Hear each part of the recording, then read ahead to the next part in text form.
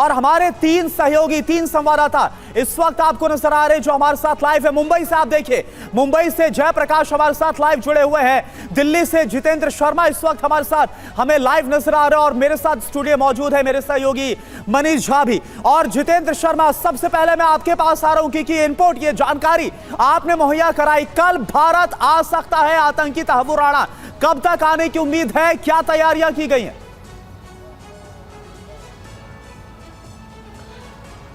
जी बिल्कुल, देखिए तकरीबन 15 साल बाद तहव्वुर राणा को उसके गुनाहों की सजा मिलने जा रही है, वो भी हिंदुस्तान की सरजमी पर। हिंदुस्तान उसको वापस लाया जाएगा, सुबह के वक्त हिंदुस्तान वापस लाया जाएगा और उसके बाद एनआईए की जो टीम है वो उसको अपनी कस्टडी में लेगी। और साथ ही जो खबरें अब तक हमारे पास आ रही है उसके मुताबिक एनआईए कोर्ट में पेश करने के बाद उसकी कस्टडी लेगी, हेडक्वार्टर के अंदर उसको रखा जाएगा और उससे उसके बाद पूछताछ की जाएगी।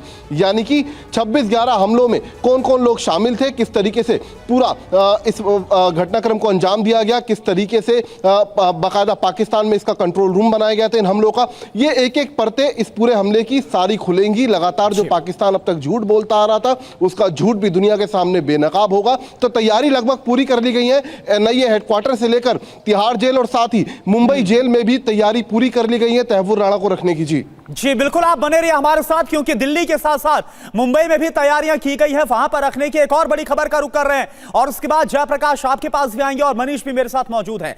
मुंबई हमलों के गुनहगार तहव्वुर राणा का अब भारत में हिसाब होगा।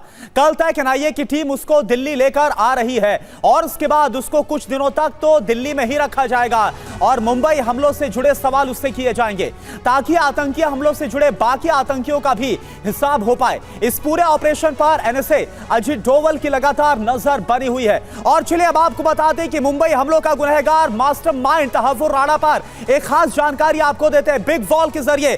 तहव्वुर राणा के बारे में आप जानिए, भारत लाया जा रहा है और कल तहव्वुर राणा भारत आ सकता है। कल जो एजेंसियां उसे भारत लेकर आएंगे और उसको लेकर दिल्ली और मुंबई में तैयारियां हैं उसको रखने के लिए। अजमल कसाब की बात करें, 2012 में इसको फांसी दी गई थी, एकमात्र जिंदा आतंकी जो कि पकड़ा गया था।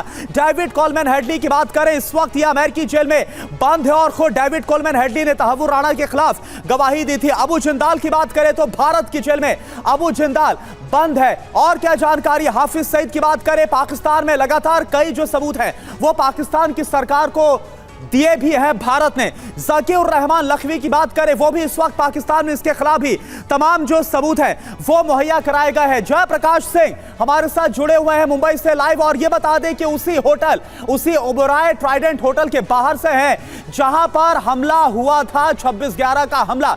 आप बताइए कि अगर मुंबई की बात करें जयप्रकाश, तो वहां पर कैसी तैयारियां की जा रही है तहव्वुर राणा को रखने के लिए, क्योंकि जिस होटल के बाहर इस वक्त आप खड़े वो होटल या ताज होटल, यहां पर भी हमला किया गया था। देखिए मैं आपको बताऊं कि मैं ताज होटल के बाहर खड़ा हूं। 26/11/2008 को यही इसी वक्त मैं यहां पर मौजूद था और करीब 9:15 बजे ये खबर सबसे पहले ताज होटल पर इस आतंकी हमले की खबर जो है मैंने ही ब्रेक की थी। मैं आपको बताऊं कि उस वक्त गन पॉइंट पर भी मैं था और मेरे ऊपर इसी ताज होटल की इमारत से हैंड ग्रेनेड फेंका गया था। एक बड़ी बात तहव्वुर राणा की मैं आपको बताऊं कि तहव्वुर राणा इस पूरे मामले में डेविड कोलमैन हेडली का हैंडलर था। डेविड कोलमैन हेडली और तहव्वुर राणा दोनों एक दूसरे को बचपन से जानते थे और दोनों एक दूसरे के दोस्त थे। ये जो पीपल का पेड़ आपको नजर आ रहा है, इसी पीपल के पेड़ पर जो है बम बांधा गया था। बाद में यह बम विस्फोट हुआ था और इस विस्फोट में एक व्यक्ति घायल हुआ था। लेकिन ताज के अंदर लगातार 72 घंटे तक जो है ये पूरा जो आतंक का ड्रामा है, आतंक का पूरा खूनी खेल है वो चला था। ऊपर जो रेस्क्यू ऑपरेशन चल रहे थे, यहां सामने जो आपको फ्रंट गेट नजर आ रहा है, उस फ्रंट गेट से जो डेड बॉडीज निकाली जा रही थी, सबका मैं गवाह हूं। और मैं आपको बताऊं कि ये जो पूरी की पूरी घटना 26/11 की हुई थी, इस घटना को लेकर जो सबसे बड़ा मास्टरमाइंड है तहव्वुर राणा, वो यहां पर लाया जा रहा है। शिकागो में, कनाडा में और मुंबई में इसने लॉ इमिग्रेशन सेंटर नाम का अपना एक दूतावास बनाकर रखा था, एक इमिग्रेशन सेंटर बनाकर रखा था और यहां से इसने डेविड कोलमैन हेडली के सारे दस्तावेज बनवाए थे। डेविड कोलमैन हेडली की यह भारत यात्रा व्यावसायिक यात्रा हो, इसका पूरा इंतजाम उसने किया था। डेविड कोलमैन हेडली कैसे ताज की रैकी करेगा, सिद्धिविनायक की रैकी करेगा, कैसे डेविड कोलमैन हेडली सीएसटी जाएगा, ये सब पूरा full proof plan Tahawwur Rana का ही बनाया हुआ था।